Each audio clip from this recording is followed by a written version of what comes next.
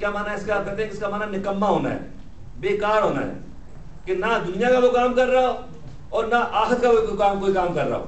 مجھے بڑا ناپسند ہے وہ بندہ تم میں سے کہ جو بالکل نکما ہو، بالکل بیکار ہو، گھر میں بیٹھا تو بیٹھا ہی بیٹھا، سو رہا ہے تو سو ہی رہا ہے، ویڈیو گیم دیکھ رہا ہے تو ویڈیو گیم دیکھ رہا ہے، کوئی کھیل کھیل رہا ہے تو کھیل ہی کھیلتا چلا رہا ہے، کھانا کھا رہا ہے تو کھاتے چلا جا رہا ہے، وہ گپے لگا رہا ہے تو گپے لگا چلا جا رہا ہے، وہ ٹیلی فون پہ بات ہی کرتا چلا جا رہا ہے۔ یعنی اس کو مقصد ہی کوئی نہیں ہے زندگی کا، نہ وہ دنیا کا کوئی کام ہے اس کو، اور نہ وہ آخر نہ اللہ کے لیے کوئی کام کر رہا ہے، نہ اپنے ذات کے لیے کوئی کام کر رہا ہے، بلا مقصد وہ زندگی اپنی ضائع کر رہا ہے۔ کہا مجھے بڑی نفرت ہے اس بندے سے۔ تو کہا کہ یہ جو آیت مار ہے نا، وَإِذَا فَرَغْتَ فَانْصَبْ، فراغ جب فارغ ہو جائیں تو پھر آپ رجوع کریں دوبارہ اللہ کی طرف۔ تو کہا کہ جب آپ کار دعوت سے، آپ کا تو کوئی لمحہ فارغ ہے ہی نہیں ہے،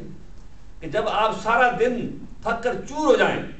کہ اس کو دعوت دی، اس کو دعوت دی، اس کو رب کا پیغام پہنچایا، اس کو رب کا پیغام پہنچایا، اس کے سوالوں کے جواب دیے، اس کے سوالوں کے جواب دیے، اس کا شک دور کیا، اس کو یقین کی دولت سے مالا مال کیا، اور جب تھک جائے سارے دن میں اس کی گالیاں سنی، اس کے تانے سنے، اس سے ظلم برداشت کیا، اس سے سختی برداشت کی، اور یہ ساری چیزوں کو اپنے دامن میں سمیٹ کے جب رات سو جائے اور لوگ اپنے آرام کے بستروں میں لیٹ جائیں تو آپ اپنے رب کے حضور اللہ اکبر کہہ کے آپ کھڑے ہو جائیے، رب کی آپ عبادت کیجیے۔ تو کہا کہ یہ ہے جو بندہ مومن کو اس سے جو عملی سبق ہمیں ملتا ہے کہ ہر حال میں ہماری رغبتیں مسلمان رہنی چاہیے، ہماری خواہشیں مسلمان رہنی چاہیے، ہمارا جھکاؤ اپنے مالک کی جانب رہنا چاہیے، ہماری جو دلوں کا جو رخ ہے، جو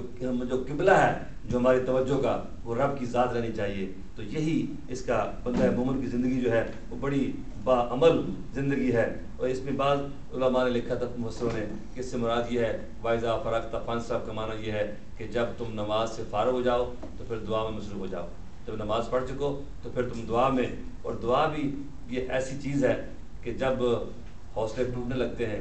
اور جب دوست دشمن بن جاتے ہیں، اور جب دشمن ظلم پہ اتراتے ہیں، جب اپنے بیگانے بن جاتے ہیں، جب زمین پاؤں سے سرکتی ہے، جب آسمان جو ہے وہ مشکلیں برساتا ہے، اور کوئی بندہ اپنی ذات کے سوا کوئی اس کو اپنی ذات سے ڈر لگنا شروع ہو جاتا ہے، تو اس مایوسی کی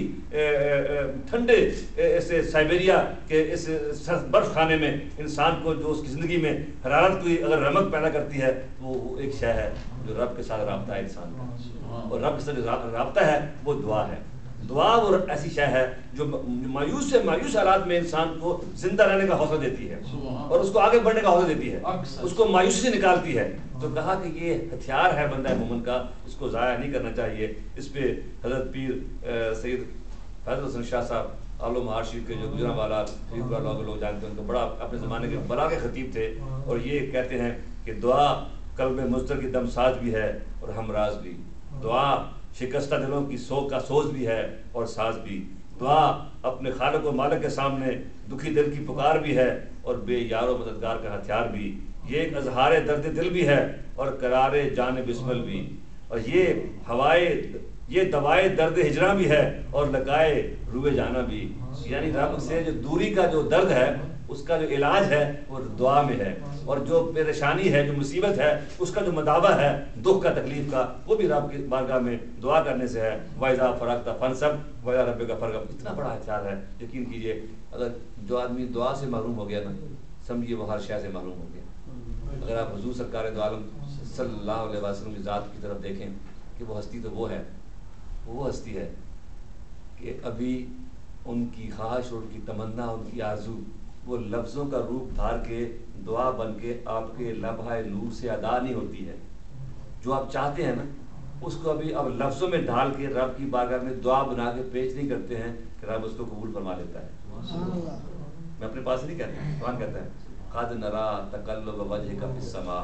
اے حبیب ہم آپ کا چہرہ آسمان کی طرف اٹھتا ہوا دیکھ رہے ہیں، تو فول وجهک، آپ اپنا چہرہ پھیر لیجئے، جدھر آپ چاہتے ہیں ادھر پھیر لیجئے، جدھر آپ پھر جائیں گے ہم کعبہ ادھر ہی بنا دیں گے، جدھر آپ کا رخ ہو جائے گا ہم قبلہ ادھر کر دیں گے، جو آپ چاہ رہے ہیں۔ ابھی آپ نے دعا نہیں کی، ابھی آپ نے سوچا تھا کہ کاش میرا قبلہ خانہ کعبہ بن جائے، بیت المقدس کی بجائے میرا رخ نماز میں میرے دادا جان ابراہیم کا بنایا ہوا خانہ کعبہ بن جائے، تو اس جن کی یہ شان ہو کہ ان کے سینے میں ابھی خواہش پیدا ہو، ابھی آرزو ابھی انگڑائی لے، تو رب اس کو قبول فرما لے، کہے کہ جیسے آپ چاہتے ہیں ویسے آپ کر لیجئے۔ مگر پھر بھی آپ پڑھیے کتابیں حدیث کی، اٹھائیے، لوگوں نے کتابیں مرتب کر دی ہیں سرکاری دعاؤں کی، کہ صبح اٹھتے ہیں تو الگ دعا ہے، وضو میں بیت الخلاء جاتے ہیں الگ دعا ہے، بیت الخلاء سے باہر آتے ہیں تو الگ دعا ہے، وضو شروع کرتے ہیں ہاتھ دھوتے ہوئے الگ دعا ہے، کلی کرتے ہوئے الگ دعا ہے، ناک صاف کرنے کی الگ دعا ہے، چہرے پہ پانی ڈالنے کی الگ دعا ہے، ہاتھ دھونے کی الگ دعا ہے، مسح کرنے کی الگ دعا ہے، اپنے کانوں میں ہاتھ پھیرنے کی الگ دعا ہے، گردن کا مسح کرنے کی الگ دعا ہے، پاؤں دھونے کی الگ دعا ہے،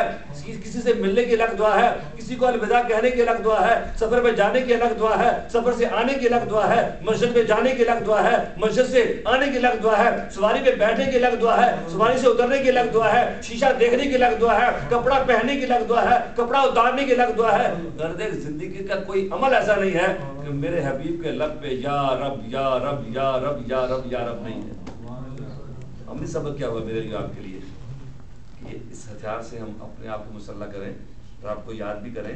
رب کے حبیب کو یاد بھی کریں، درود پاک بھی پڑھیں، مگر کسی بھی حالت میں رب سے دعا کرنا ترک نہ کریں۔ جس کو جو رب سے دعا کرنا بھول گیا، گویا وہ خیر کے سارے دروازے سے بند ہو گئے۔ جو دعا نہیں کرتا ہے گویا اس نے اپنے اوپر رب کے خیر کے دروازے بند کر لیے ہیں، اور جو دعا میں لگا رہتا ہے آج نہیں تو کل بدلے گا موسم ساقی، آج نہیں تو کل بدلے گا موسم ساقی، آج نہیں تو کل یہ کلیاں پھول بنے گی، آج نہیں تو کل یہ رات ٹلے گی اور سویرا جو ہے وہ طلوع ہوگا، آج نہیں تو یہ خزاں بدلے گی بہار میں، آج نہیں تو اس لیے سرکار کی حدیث ہے کہ تنگی کے ماحول میں، تنگی کے وقت میں خوشحالی کا انتظار کرنا بھی نیکی ہے۔ جب میں نے پڑھا تھا بچپن میں سمجھ نہیں آئی تھی، ابھی بھی سمجھ تو نہیں آئی ہے، مگر ایک مفہوم کی ایک پرت کھلی ہے، وہ یہ ہے کہ تنگی میں خوشحالی کا انتظار کرنا یوں نیکی ہے، جو بندہ مصیبت میں ہوتا ہے، جو بندہ بیماری میں ہوتا ہے، جو بندہ قرضے میں ہوتا ہے، جو بندہ تکلیف میں ہوتا ہے، تو ہر وقت اس کے دل کی تار یا اللہ یا اللہ یا اللہ، یہ مصیبت کب ٹلے گی، یا اللہ بیماری کب ٹھیک ہوگی، یا اللہ صحت کب ملے گی، یا اللہ قرضہ کب دور ہوگا، یا اللہ نوکری کب ملے گی، یا اللہ۔ تو مصیبت میں تو وہ ہر وقت دل کی تار میں وہ ریشے میں رب رب رب رب، تو اس لیے وہ سارے وقت جو ہے وہ نیکی میں جانا جاتا ہے۔ اللہ تعالیٰ مجھے اور آپ کو عمل کی توفیق نصیب فرمائے اور ہمیں بے مقصد زندگی کی بجائے ہمیں با مقصد زندگی گزارتے